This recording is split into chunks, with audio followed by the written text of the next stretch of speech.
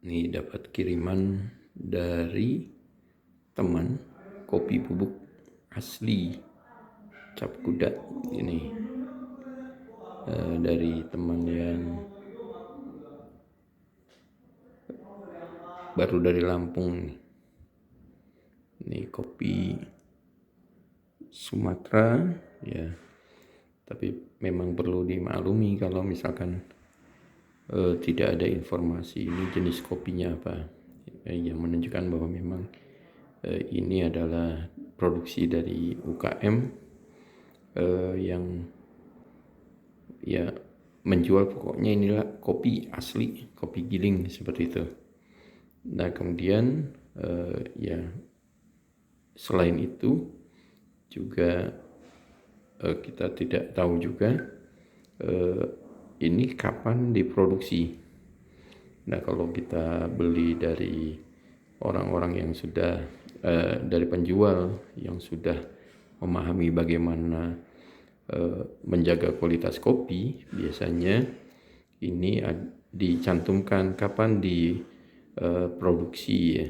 Setidaknya kapan ini digiling menjadi bubuk. Nah setelah tahu, kita akan tahu berapa lama dia masih bagus dikonsumsi. Nah ini yang penting dicap. Sepertinya produksi 31 Januari 1 cakun. Ini langsung 31 Januari 2022. Ini masih layak dikonsumsi. Nih katanya ya. Katanya ini memang kalau yang menjual kan jarang yang tahu tentang kualitas kopi yang terbaik untuk masih bagus diseduh atau tidaknya. Nah berdasarkan pengalaman sebenarnya kopi bubuk yang sudah digiling maksudnya kopi bubuk sejak digiling sampai dengan nanti layak dikonsumsi itu maksimum sebenarnya adalah sekitar 2 pekan ya. Apalagi kalau dalam 2 pekan itu sudah pernah dibuka. Nah ini menjadi kurang bagus hasilnya pada saat nanti diseduh kalau kita mengkonsumsi lebih dari 2 pekan. Mengapa? Karena pada saat kopi bubuk sudah dibuka, kopi bubuk itu sifatnya higroskopis ya. Dia akan menyerap air jadi akan lembab. Nah efeknya adalah setelah 2 pekan aroma kopi akan berubah. Nah lama-lama menjadi bau atau beraroma apek ya kalau kita ngomong. Nah ini jarang orang menyadari.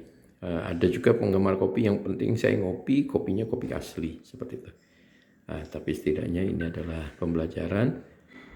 Mohon maaf ini merek di sini tidak kebetulan saja ya, bukan menyudutkan tapi kebetulan saja saya mendapatkan hadiah kopi ini. Jadi apapun jenis kopinya, kalau kopi giling asli baik yang aroma atau kalau di Bandung itu ada kopi aroma, sama juga kalau sudah dibuka lewat 2 pekan itu sudah otomatis baunya akan mulai berkurang ya, ada degradasi terhadap kualitas kopinya. Nanti kopinya disimpan dalam wadah yang kedap atau tidak, tetap bahwa akan terjadi perubahan aroma ya, rasa juga apalagi itu. Nah kemudian perlu diketahui juga kalau kita mendapatkan kopi dengan wangi yang tidak seperti kopi saset, itu sebenarnya wajar-wajar saja. Karena kalau kopi robusta dia tanpa aroma wangi yang menyengat, bahkan ya bisa dikatakan kurang ada aromanya. Tapi kalau arabica kalau masih baru itu pada saat kita seduh terasa sekali aromanya wangi. Demikian tentang kopi. Nah, jadi hati-hati kalau membeli oleh-oleh kopi, harus dipastikan kita tahu kapan digiling menjadi bubuk kopi, itu adalah patokan kita kopinya bagus dikonsumsi atau tidak. Kalau kita dapat hadiah, tapi ya tidak perlu ditolak juga, ini udah jelek seperti itu. Setidaknya kalau itu masih dalam rentang 1 bulan dan masih dalam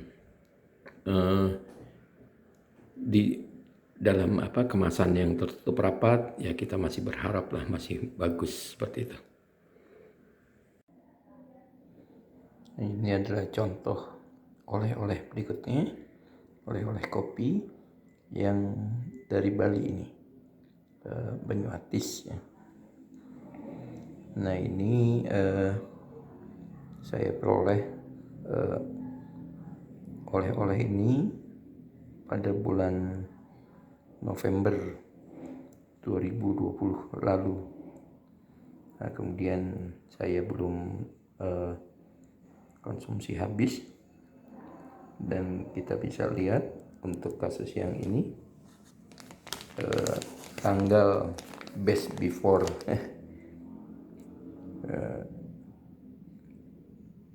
nah ini baik digunakan sebelum 5 April 2022. Ini lebih lama lagi ya dari yang Lampung. Kalau Lampung tadi masih inilah masih setahun kelihatannya, atau nggak tahu juga, mungkin sama juga karena kan kita nggak tahu kapan diproduksinya. Ini juga tidak tahu kapan diproduksinya, tapi yang jelas waktu saya dapat oleh-oleh ini sekira bulan November 2020. Demikian catatan untuk bagaimana memilih oleh-oleh berupa kopi bubuk. Jadi sangat disarankan sekali kalau mau cari oleh-oleh untuk kopi adalah yang masih dalam bentuk biji atau green beans-nya. Tapi kalau tidak ada, kita mau yang praktis, bisa beli yang roasted beans. Jadi yang sudah disangrai, kita tinggal giling saja nanti.